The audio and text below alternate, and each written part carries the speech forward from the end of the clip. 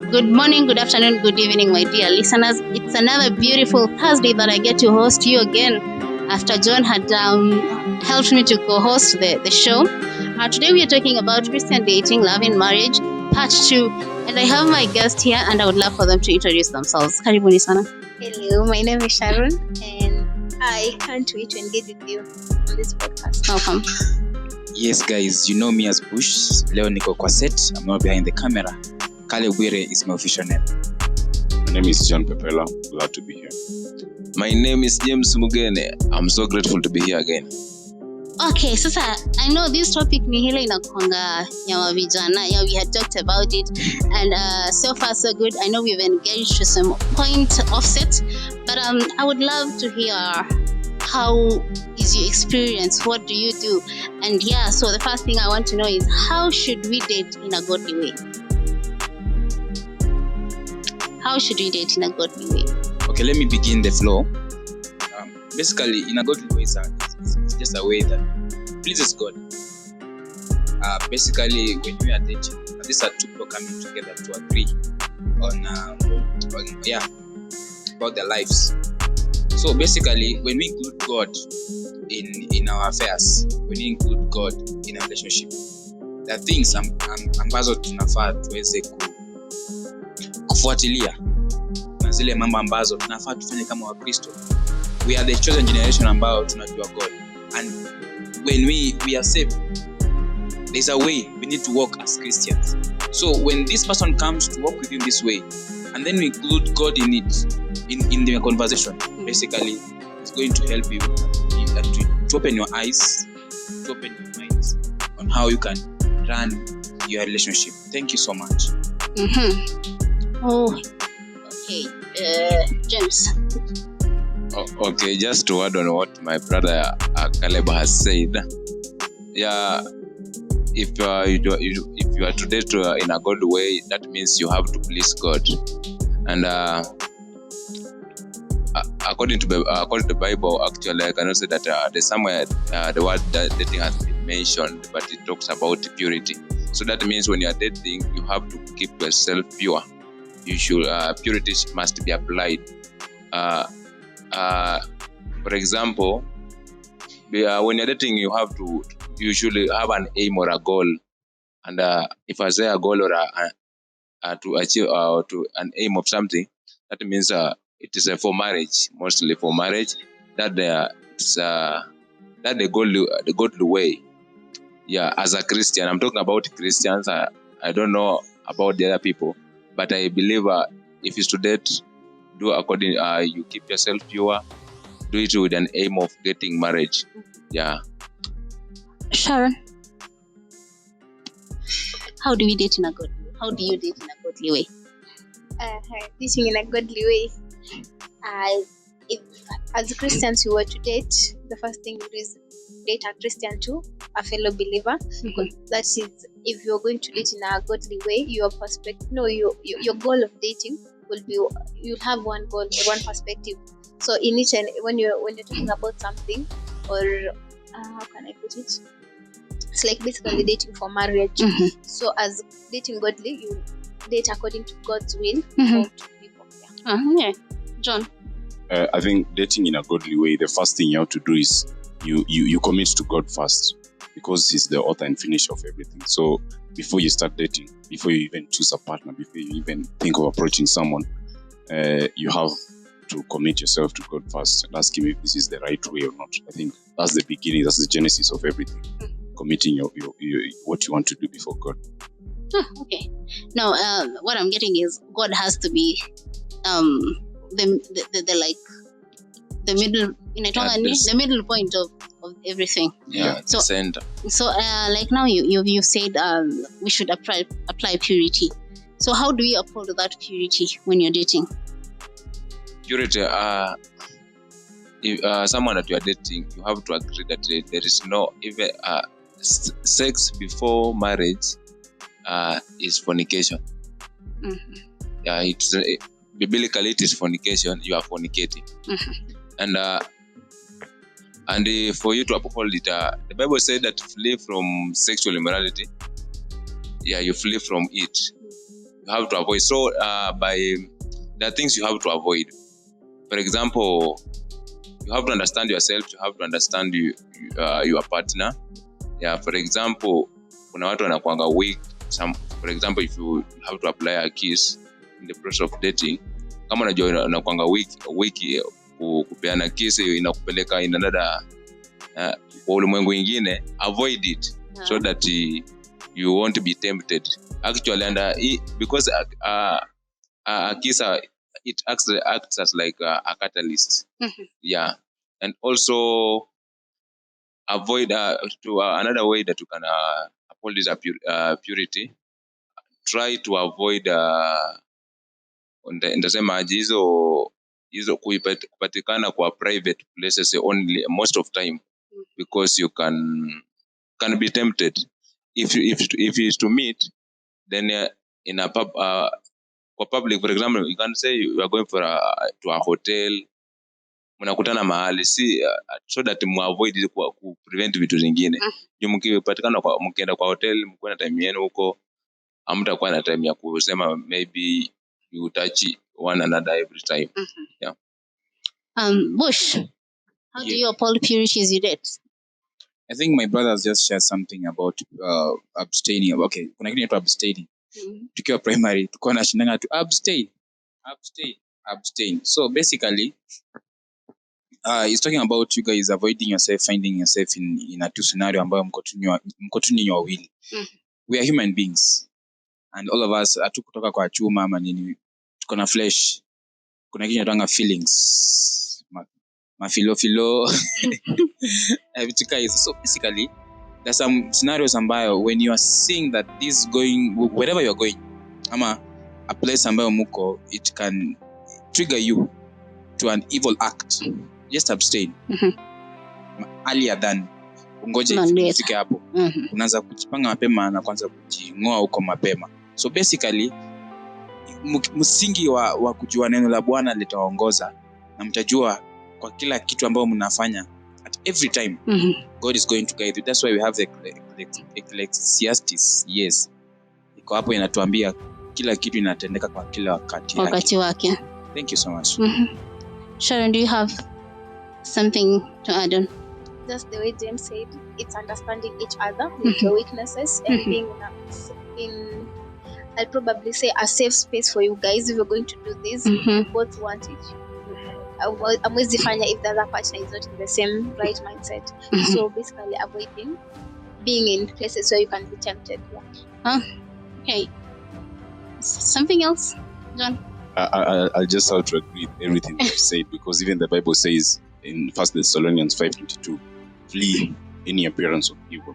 So if you don't allow yourself to be tempted, because there are things that you can control. Kama kwenda kwa msitu usiku, kwenda ulolua saa 8 ya usiku, jioni, you just allow yourself to be tempted. Flee from any appearance of evil.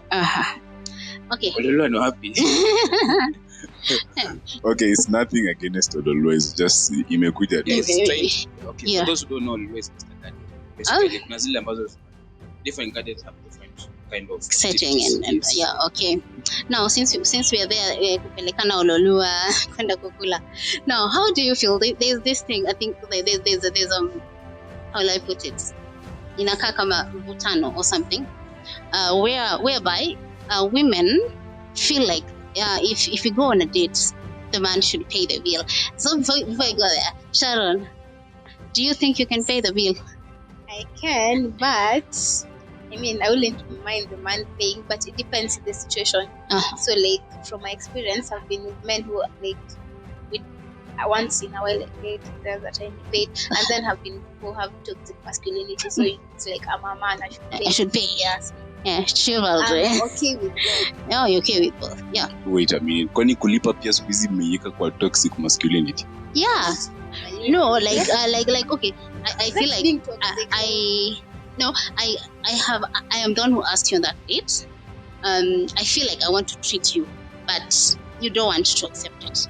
Because in your own thinking, most of the time when you get the man not paying, like wanting to pay the bill, it's always like they want to see you as a lesser person. something like that, they see the woman as being under them. That is what comes in with why she says it's toxic masculinity. Okay, me to agree na yeye somehow. I will agree with that because sometimes we are men na tunaambiwa sisi ndio nyumba ya familia. So but I also need to see the energy that you're bringing sometimes also if you also pay for it.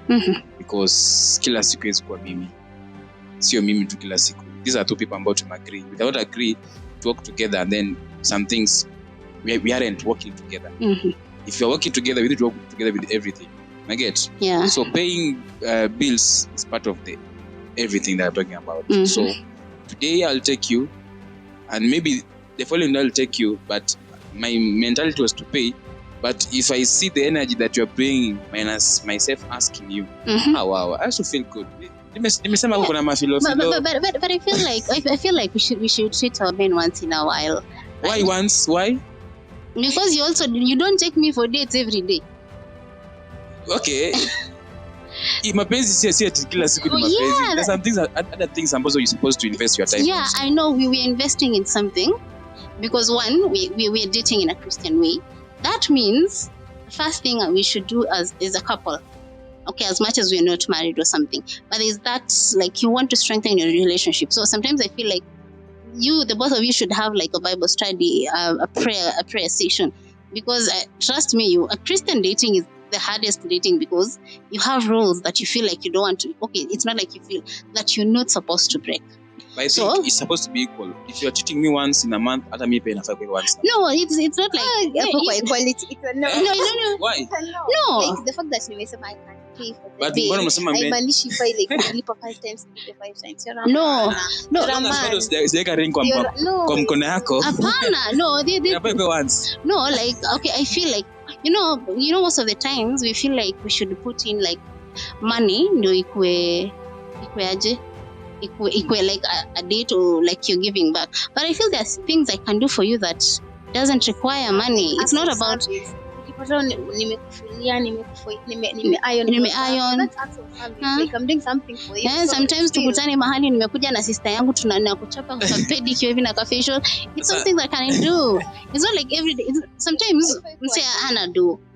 That's why I always tell people, okay, you should ona chali yako kwanza. In the part of treatment you can give to sisi kama wanaume. That is act but of, you expect sisi. No, Bush, you're not getting me. I'm getting you this way. No, that is one act of service. Sometimes I could get you flowers, I could get you chocolates, I could get you shoes. It doesn't like. But you know, lakini mimi naelewa. You know many men wapendi flowers. I'm sure about that. Mnatudanganyanga ati wapendi flowers. Flowers ni kama mimi sipendi. Mimi naelewa. Kila siku niweke maji eti isinyauke nika maji. No. Busha naongea sijui eti money I take you out nini. Busha naongea from the perspective kila kitu iko huko kwa social media. Unajua venye unasemanga sijui men are paying this nini. Wewe unaongelea vitu za social media. Kuja huko chini like in real. You know what? Today here we are talking about our experience. Sijakuja na experience ya mtu mimi. Personal experience. So social media, yeah, it's our social media. But now we are giving out our experience here. So I'm giving out in a layman's experience. That's your experience. It's not my experience, but it's part of. Bush, now I want to ask you. Now, if you spend like 5,000 for dinner, umenipeleka dinner 5,000. True. And then you expect me to reciprocate with the 5,000. Not dinner. really, but show me something ina value yangu ambayo nilikuonyesha. No, Bush si mapenzi. Hiyo si mapenzi. Hakuna. I give you give me. Love inakwanga. How will I say what is love? What is love? Love is being selfless. Wacha John aongee kitu because kama tuko hapa two people must be more of this one taking others out for a date is very subjective. Because maybe personally ukiniuliza the line is not looking jungle and there's some ninizi ukiinterfere nazo hiyo balance inakuwa. So personally it's not even toxic masculinity. You can show me the gesture that you want to pay. I'll be happy, but eventually I'll just be the one that will pay. Oh my God. The thing is that huwa hakunanga mtu anakuanga na hiyo gesture. Hiyo bill ikiwekwa hapo anachukua simu anaanza kutext tukae aonyeshangi interest ya kutaka. Okay, I'm fine, but sasa onyesha ni kama unataka. Yeah, that's always very true. Okay, but I think uko na story yako, but if you say you want to pay, then I can just allow you to pay. There's no problem. Because ni kusaidiana, mambo ni kusaidiana. Hii love si mimi peke yangu, ndio kwa hiyo love. That's my point. It comes from both sides. Nimeelewa, lakini perspective ya Bush ni perspective ya Bush ni atoe 5,000. Let me make it. Next time mimi nitoe 5,000. What if I cannot get to that? Let me make it in a way. Nimesema show me in a way ambayo ina value what I've offered. Na guess imanishi you want me to do something to onyesha like the amount of money you spend on me. Pia mimi hiki kitu nimefanya, it's worth your effort on me. Imanishi iko exact to what I've delivered. So hata something si ndio nakwambia, hata basi love ukiingia na hiyo perspective, maybe you're not in love with that. Love is being selfless, like naweza kuwa nakufanyia kitu na unifanyia, but you know, so but why is the selflessness of one sided? I have a friend of mine ana show effort every single day, but effort anapata so energy anapata. So anafaa kujua pendi ajitoe. Hivyo ndio iko. Unaona, mimi nikiwa nakupenda na wewe sinajitoa kujua, because you're not working on the same wavelength. Kama your energy, if the energy is from one side, the other side is not interested, run. But imagine the guy is investing. Acha kuinvest. Whatever talking about hapa hivi kupeleka out, the guy is trying to no, listen. Pay for those bills. No, listen. I'm pay for many bills. No, so anaona kutoka he must also be wise. Why should you continue to invest where you are not earning anything? There's this person, the person X anaonyesha interest leo, kesho ako out, kesho ingine anarudi, inampatia hope ya kuendelea kufanya nini. So that's on him. No, listen. Hiyo nile. Well, ladies not giving that energy. That's my question. Tunafanya bombastic side eye because one, if I am feeling there is no effort, if you're feeling okay, Bush ni wewe umekaa, niko hapa na kajoto, leo niko warm, kesho niko cold, it's not for you, my friend. Run. That person is utapata character development ingine kali. Ukiingia kwa marriage, it's not usually every day is mushi. Itafika asubuhi unaamka unaangalia. No, it's not now. Okay, let us leave marriage. Now we are so in the same way you're dating. Si ati kila siku itakuwa mushi. Usiseme ati kesho nikipata I'm not getting the feelings. I'm not getting the feelings to run. No, it's not like every day no. As long as you are dating right now, you should keep unafaa try at least onyesha effort. Si ati ukiona tu nini. Ninakwambia like if you continue like okay, John, this is you've been in a relationship with me. Yeah. Today I am warm. Alafu ninachapa coldness for 1 month. Narudi nakuwa warm. You see like 1 month manaume amefanya make decision. You see like you are supposed to let us table these ideas. What do you expect? What do you expect when you're dating?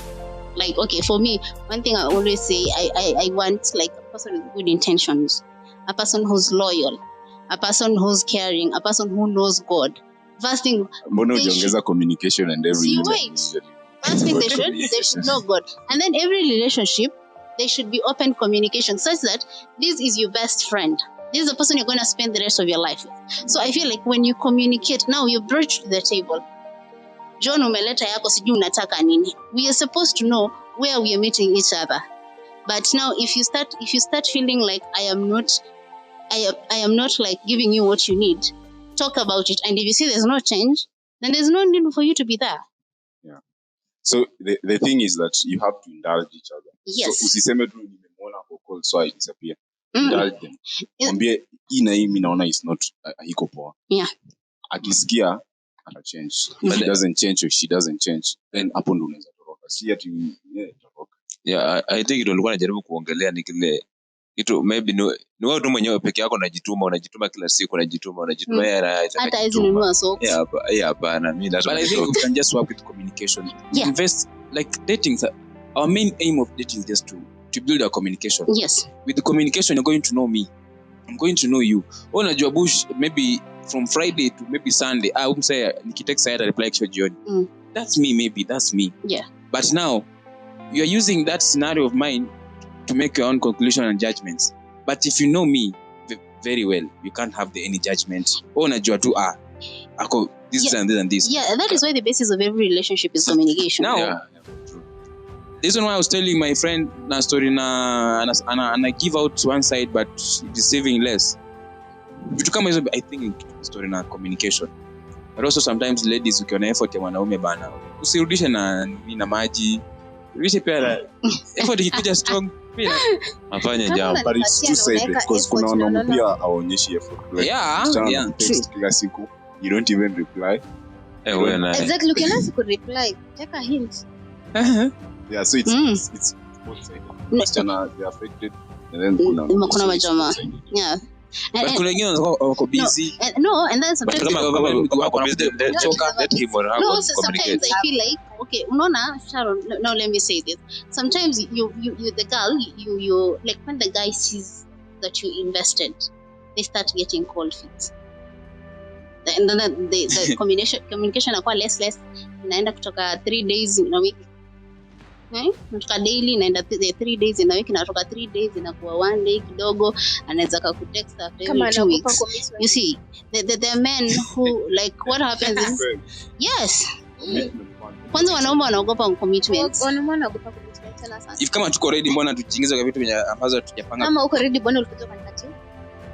Why? Kwani wewe huwezi katia? Now let me tell you. Now let us talk about this. Now you know, men wanakuanga na ile inaitwa ego. Nyamaza kwanza. Nini?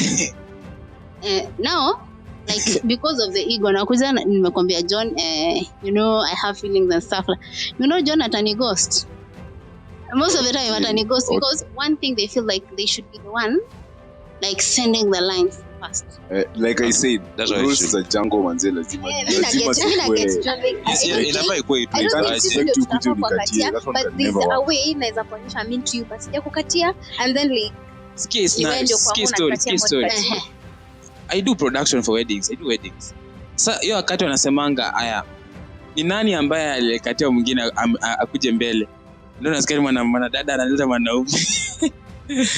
Take that feedback ya audience. Ukiangalia hiyo picha you dem ndiye aliyekatia mwanaume. That's a very awkward incident. But now what nimeget kuna venye siku hizo wasichana si eti nakukatia eti push, kuna venye nakufeel, kuna ile inaweza kuonyesha like I'm interested in you but sijakukatia. It's subtle like the subtle way like leo nakwambia nimekumiss, I just miss talking to you and I send you like a very nice. Wacha niwaambie sisi we are very good at ignoring those hints. Hizo hints zenye unatuonyeshanga ati nini you're being nice, we always ignore them. Sasa hivyo ndo inafaa ikuwe, usinde ubaki hapo, lakini mimi mtu akuja nikatie bro. But and then you know there's this thing I think we were talking about it tumese who are mean to. No problem. You know, it has been a long time since I dated. I don't know if the dating scene has changed or stuff like that. But mambo imebadilika. But I feel like if I can put in the why calling me acting? And then you are the but tutakuweka kwa soko ya avocado. Hapana, mimi nafasi hii ni kwa soko ya apples tu. Apples ndio inakaa expensive. Haifinyiki na inakaa expensive. Inakaa expensive. Alright. No, but actually kiwis are the most expensive ones. So in short, I think it's a guy who's supposed to start. Even if a lady is showing that interest, is a guy who should. And according to, unajua, angalia hii alileta kwa Adam, si ndio? Lakini Adam alimuona akaona hii. Sema ni dema naona kupatia modern world, this is another century. Unajua hatuwezi tukaacha mila na desturi. Hiyo lazima tuone. Sasa kwa sababu mnapenda hii mila. So lazima unajua tukifuata mila sasa tunarudi tu hapo mambo ya pesa. Nyinyi ndio mnafaa kutupatia pesa. Ni sawa, lakini sasa waleta mkuu wa wasaidizi ndio. Unatusaidia aje? Sijakata? Unatusaidia aje? Ninakupikia. unavaa nguo safi, nina iron hiyo nguo, nimekuzalia, watoto wako wasafi. Hapo sasa mzadia kujibu hapo watu. Lakini me I don't have a problem with. I was talking to someone ilikuwa last week and walikuwa wanasema how pesa yao there's no way they can support me, like hawezi lipa rent, haizi kitu yenye ninaweza fanya, anaweza jibaia makeup, so hiyo nitoe kwa sababu yangu, anaweza jifanya kwa poa, anaweza baia mtoto vitu. Ngoja kwanza, this was a lady, ngoja nimalize. So nilikuwa namuuliza, so then what's the essence of you kuwa na pesa? So kwa sababu haisaidii familia, inasaidia mtoto na wewe. No, but still, you see, there's a pastor who's saying, as much as your wife has money, you should make sure that she does not dress herself and she does not make her own hair. Sasa okay, this concept mtu kwa sababu pesa yake ni ya kujiwekea nywele. No, and then pesa, unaona pesa yangu, I know I am supposed to. Kuna kwanga na vitu yenye siwezi kukuulizia. Leo siwezi kuja kuambia hatuna kiberiti, hatuna nyanya. That is something I should do. That's what my money should do. Kununua maziwa, kununua vitu yenye siwezi kukuitisha. But now, like when it comes to rent, when it comes to kuna kwanga na zile food tunanunua in bulk, I feel like we could help each. No, I will not help you there. You will help yourself. But the money I get will go into the small things that we need in the house. But remember, you said that nowadays things are 50-50. No, you have said nyinyi mnataka kufuate mila, but hata tukirudi, like, okay, let me example my parents, babangu na mamangu. Mimi naonanga ni 50-50, like my other school fees like tuko nne, so 2 like kama ni vitu za nyumba this month, like that, like wanagawa 50-50 and it's working. Mimi naona ikifanya kazi, so 50-50 pia si mbaya. Yeah, it's good. They usually say unless 2 or 3 agree. I mean unless 2 they agree, so ni kukubaliana. Yeah. Lakini hiki pia mnaona vile economy tu iko saa hii, tuachana ile mama kitambo. Economy iko hapa, mambo ni kusaidiana. Maybe sasa ukiniacha hiyo mzigo peke yangu kuna vile nitalemewa. So that is how we get back to dating. Ukikuja kwa dating, I think we need to, we agree. Like they say, when you go to dating, when you start dating, the goal is to marriage. Now there's some things that you should mnafaa kukubaliana. 1, the church that you're going to attend. 2, your health issues. When you get married, the church when you're dating. Unajua, all of us we are from different churches. Yeah, that is it. But at the end, which church are you going to? Obviously, where the man is. The man is. Tena nikuje kwenye aje na mimi I'm a minister in my church. No, those are things that you're supposed to talk to. And then there is health issues, the number of kids, the type of insurance that you need, and the type of investments that you're gonna make. And also money. I think money is what breaks us most of the time. So I think the things that we should talk about before we get into. Alafu kuna kwanga na kitu yenye tunasahau kufanya, kupima damu. Like there's some people, there's some blood groups that when you marry and then have kids, itakupatia issues. So I think that is one thing we keep forgetting to do. Bush, do you know your blood group? Wacha niulize hapo. I think I'm O positive. You're O positive? Oh, nice. Nimekuona. When universal hata nilikuwa nataka damu tarehe 15 kesho. Mimi na damu ina Jamii nyamaza kwanza story. James Payne anasema miss yangu for real. Wa pia nimeenda kwa test. When sijui. Aya. Mimi am B positive. Mimi jamani, mimi B. Mimi yangu baki please. Sijui. In short, siko baya. I'm not a person of medication and going to hospitals. No, but the last time I went to hospital was when I was going to college. Let me tell you. You see, when you start dating, lazima mpime damu because right now we have no, but that is what we that unajua kitu mbona nasema ni God, ndio. That means we involve God first in everything. Yes, but so suppose now you going mfanye muende muwashughulikia mwanadamu alafu pate maybe it's not rhyming as expected. Now you see, if it's not rhyming, that is when kuna dawa mnapatiwa. There's mkizaa mtapatiwa. Inakuanga shida ya damu kweli. Yeah, inakuanga damu. I think ni rhesus factor. Yeah, the rhesus factor. So you have to so that we don't have a lot of issues.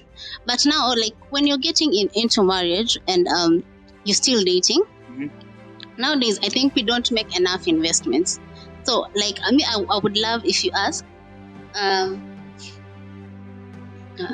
now if we are dating, I want us to talk about the goals that we have and commit them to God. If Vision, I feel vision. like what do we want to achieve after 5 years of marriage or something like that? Are we going to buy land? Are we going to buy an apartment? So I think those are the things we forget. As much as we sing, you see, most of the time when we are dating in a godly way, we keep unajua unasemanga oh God will take care of us, but the Bible says my people die because of Wisdom and lack of knowledge. Lack of knowledge.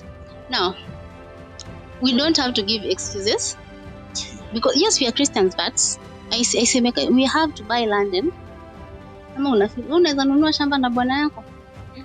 Kwani si umesemanga okay, me I just get you back kwa stories of wedding wanasemanga I will walk with you for richer, for poorer, in sickness, in health. These are arguments that you are like it's a vow you are making in front of God For and richer, in front of for me. Imagine. So why should you not witnessing. agree with me? We bring your money, bring my money, we buy land. You told me that you are going to walk with me in sickness and in health. Kwa maskini na maskini kahohahe. Mbona usikubali kutoa do yako na yangu? We buy land. Why? That's the thing ambao wasichana wanakataa kufanya partnership. Oh yes, thank you.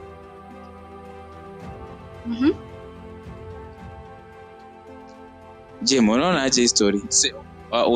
Kama ni kununua mali naishi na yeye ndio. Kama ako na pesa alete tufanye hii pamoja. So kama ana wewe unaweza peke yako. Kama ana unaweza kufa kama mwanaume. Naweza kufa kama ana naweza kufa. Sasa ana. Na kisa kama ako nazo. Kama ako nazo, so we are working together because we agreed. So whatever she has, let her bring on the table. Yeah, true. That we budget. So I like how the topic is coming along.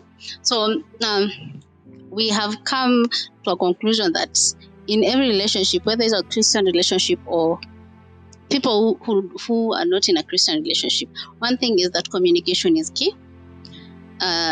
You have to communicate what you feel you want and what you feel you don't want. You should always walk on the same table. And then there's something that I learned is that a relationship is let's meet together halfway. Let's meet at the center. So you give, I give. Nanielewa?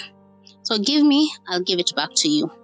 Feed me. About resources, ama ni everything. okay. From the virtues that we have to the resources that we have. And then the last thing I know, like I have, not the last actually, there is something that men keep forgetting. When you love a woman right, she will always submit. One thing, mtufunze kuwa love right basi. Because ingekuwa ni standard way of loving someone right. Okay, amtanielewa. Unajua you guys hakuna sawa. So standard. you always submit Different love because you are late. Yeah. no, I should no if You know, for us to love you, we as men, for us to love you, we sinasemanga kwamba a woman to be submissive or respect, isn't it? That respect is what we take as love. So when you respect us, we will automatically love you. No, but it is a command from the Bible. Yeah, it's a love and in the Bible inasema submit ndio. Ndio. And as a way of submitting, you are showing your love to that husband. If you find most Christian women will submit. And you see, as the man, okay, as the way I was conditioned, like, no, how will I tell you? From what I have seen, from the couples that they are my goal couples, actually, it's like there is, how will I put it?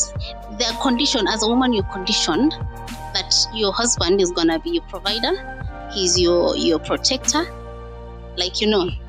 And sometimes I feel most of the time we let our families come inside our marriage. So utaona like maybe your sisters, they're disrespecting me and you don't stop them. You don't stand up for me I respect your family, but maybe I have But a problem. No, listen. Okay. Most of the time inakujanga hapa kama msichana amekosa kuzaa.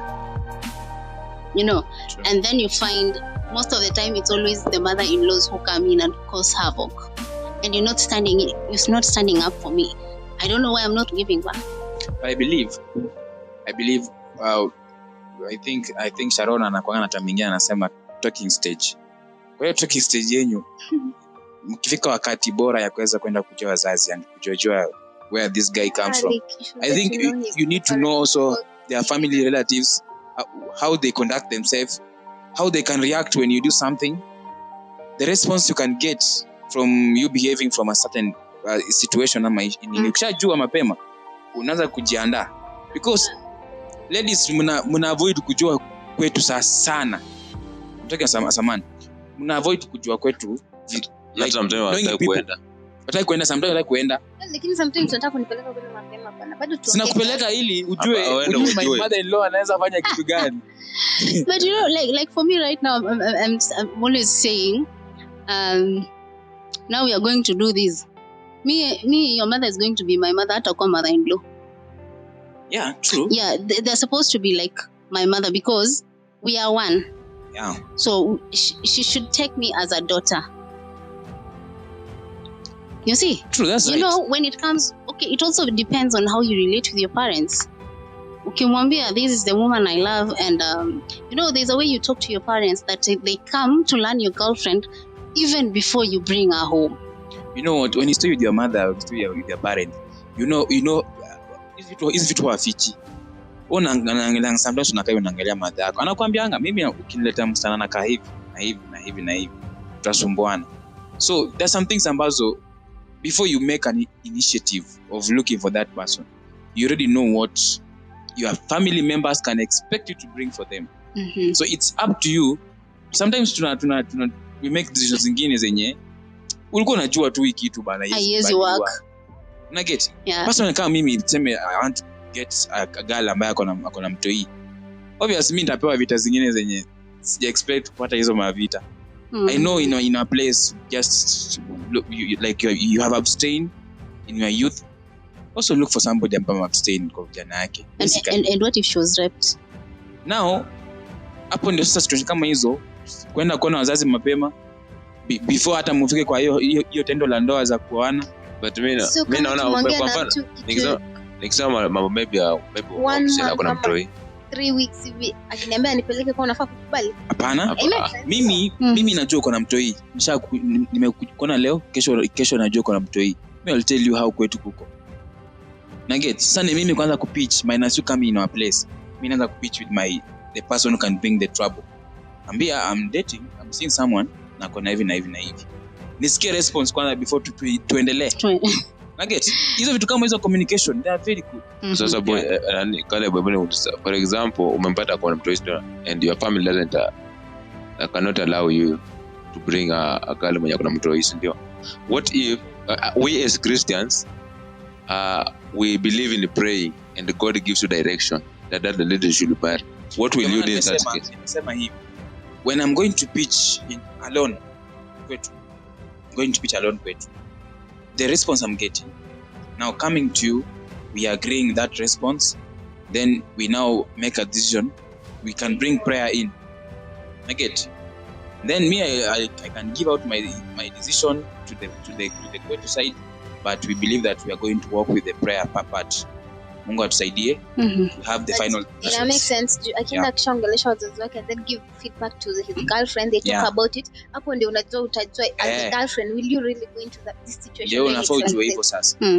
Okay. Ile kitu na vijana wengi saa hii pia kitu kingine wana neglect vitu kama hizi. Wanafika mwishowe they have a decision ambayo si mzuri sana. Umejuana mtu for 7 years but only for a one day thing can kill your relationship. So before you make an initiative of engaging your time, everything to that person, work on also knowing the other side.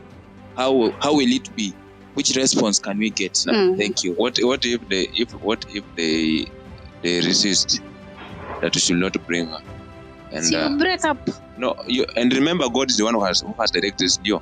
and Mungu sasa atakuacha tumeenda na mawazo ya wanadamu, anakuacha tena, you go to your way. Lakini kama Mungu amekudirect na wazazi wako like they're not in for it, as the girlfriend in the question, I don't think you should continue to msana watateseka kwa your relationship. Yeah. Consider feelings too. But remember God. But kuna kitu amesema, what if the girl was raped? Now, scenario kama hiyo ukileta kwa wazazi wako, we start discussing about that. Na get? Hii kwa kupenda yake. I was hearing a story of a certain girl. Ametoka kesha vizuri tu. Na she was supposed to report kwa kazi, I think 6 am. And sana no usiku kesha imeisha. Anashema. But ni venye ni jioni leo tumetoka kazi tumechoka. So basically the girl was raped, by the way. The girl was raped. Hiyo usiku alishikwa karepiwa na ametoka maombi, toka kesha, by the way. So anasema when she sees this child analianga tu. Na get. But because amekuwa na msingi ya Kristo imemsaidia anakuwa strong every single day. So scenario kama yake, now you're bringing, mimi nimetoka from nowhere, nimekutana na yeye tumejuana, now I'm going kwa maparo, amekataa hiyo story, but now you're expressing that incident of her kwa wazazi wako. I believe a normal parent haiwezi kataa because uko na mtoi. Yeah, that is where the aspect of you being the protector comes in, because you're protecting the person you love. And you also pray for nini hizi mahusiano zenyu mnajuana. Muombe, by the way. Kuna shetani anatumia tu mtu kuja kuimaliza. Kufuruga kila kitu. So my dear listeners, it has been a very good episode with my guest. I am glad that we have talked about some things. I know it's still a wide topic. We still have a lot to talk.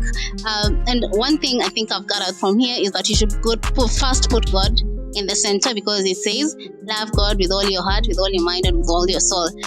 And also the Bible says love your neighbor as you love yourself. So it has been a good episode. Thank you so much for making time. The next Thursday we are going to talk about morality, ethics, and contemporary issues. Let me see you then on Thursday, same time at 8 p.m.